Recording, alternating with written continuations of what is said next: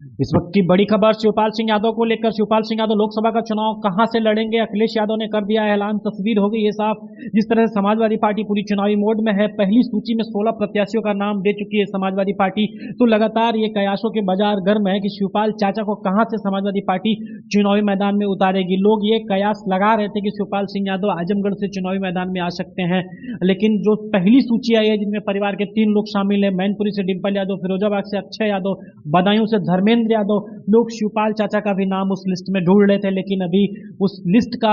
ऐलान नहीं हुआ जिसमें शिवपाल चाचा का नाम हो। लेकिन ये जो कयास लगाए जाते हैं शिवपाल सिंह यादव कहां से चुनावी मैदान में लोकसभा का चुनाव लड़ेंगे, जिस तरह से मैनपुरी के उपचुनाव में और घोसी के उपचुनाव में शिवपाल सिंह यादव ने संगठन की जिम्मेदारी ली थी और बड़े अंतर से चुनाव को जीता था, तो यही कयास लगाए जा रहे थे कि शिवपाल सिंह यादव को पार्टी में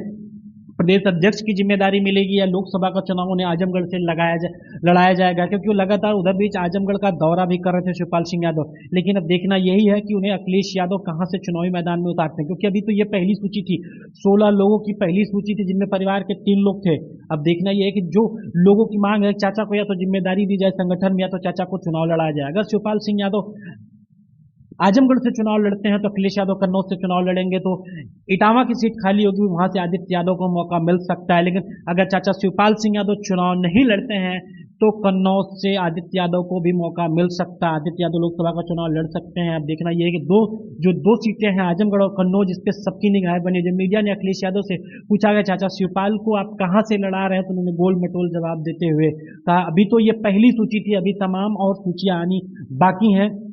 उसमें देखा जाएगा, जो जो लड़ेगा सब सामने रहेगा। अखिलेश यादव ने इस तरह से जवाब दिया है। अब देखना ये कि चाचा शिवपाल सिंह यादव कहां से चुनावी मैदान में उतरते हैं, आजमगढ़ से चुनाव लड़ते हैं कि कन्नौज से लड़ते हैं। अब देखना यही है। समाजवादी पार्टी ने पहली सूची जो जारी की 16 प्रत्याशियों की जारी की, जिसमें मैनपुरी से डिंपल यादव हैं और फिरोजाबाद से अक्षय यादव हैं, बदायूं धर्मेंद्र यादव परिवार के हैं, उसमें लोग चाचा शिवपाल का भी नाम खोज रहे थे। लेकिन अब लोग बेसब्री से उस लिस्ट का भी इंतजार कर रहे हैं जिसमें चाचा शिवपाल का नाम हो और उस लोकसभा का नाम हो, चाहे आजमगढ़ हो चाहे कन्नौज हो। तो अब देखना यह कि वो लिस्ट अखिलेश यादव कब जारी करते हैं, और या अगर शिवपाल सिंह यादव चुनाव नहीं लड़ते क्या उन्हें संगठन में बड़ी जिम्मेदारी मिलती है, और जिम्मेदारी मिलती है तो किस तरह की जिम्मेदारी मिलती है, क्योंकि लोगों ने देख लिया है कि 2 उपचुनाव में शिवपाल सिंह यादव जब समाजवादी पार्टी के साथ आए तो 2 उपचुनाव उन्होंने संगठन में, चाहे मैनपुरी का उपचुनाव रहा हो चाहे